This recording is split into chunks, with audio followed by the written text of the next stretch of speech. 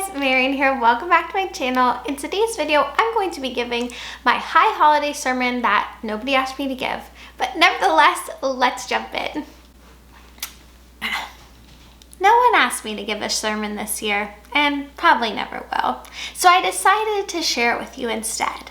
So here goes, my unauthorized, unrequested 2020 high holiday sermon. Shana Tova. Let me start by saying that no matter how much positive energy I have applied to this year, it has sucked. So many aspects of our lives have been fundamentally changed, and while there are some silver linings, like whoever's profiting from selling sourdough starter, for millions of us, our children are not in school, we cannot see our loved ones who live far away, and our financial and emotional states are in what feels like a perpetual stress test. In Judaism, we're taught that we live in a broken world. God, in his enthusiasm for humanity, breathed too much life into the world he had created, and it exploded in a big bang. And today, we live amongst the shattered pieces. During one of the holiest and most joyous days of a Jewish life, a wedding, the bride and groom meet under the chuppah, and in the midst of the beauty and hope of their union, we smash a glass into a million pieces, never to be put back together again, reminding us that even under the chuppah, that no home, certainly not our home, is unbroken.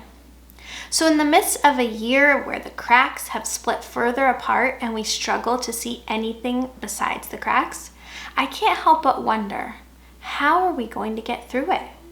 Where is the other side of this? When will it get here and what will it look like?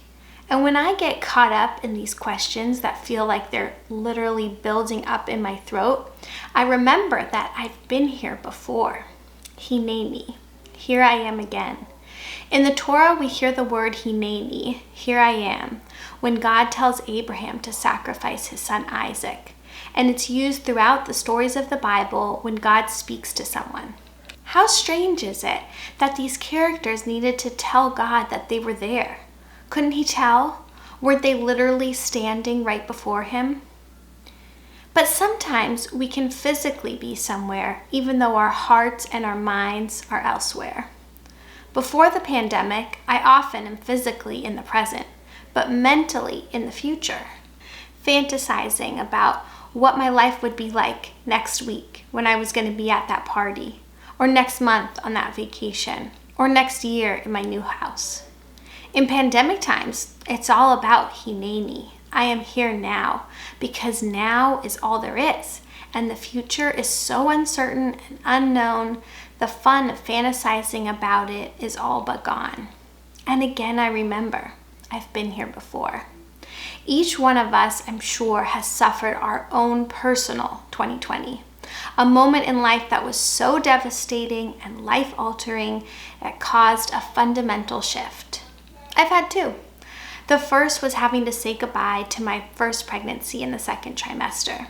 And the second was losing a career I had spent a decade building.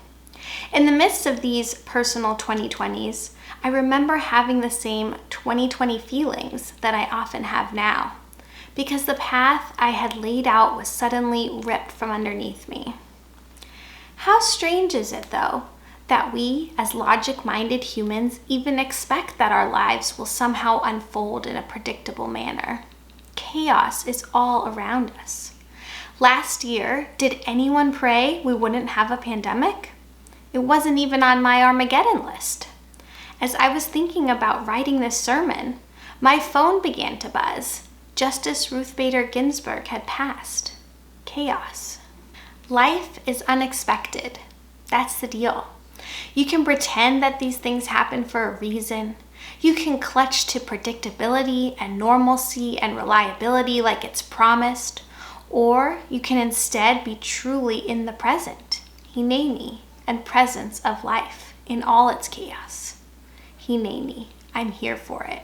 I accept the chaos of the shattered world, but I promise to continue the story of creation by working to repair it.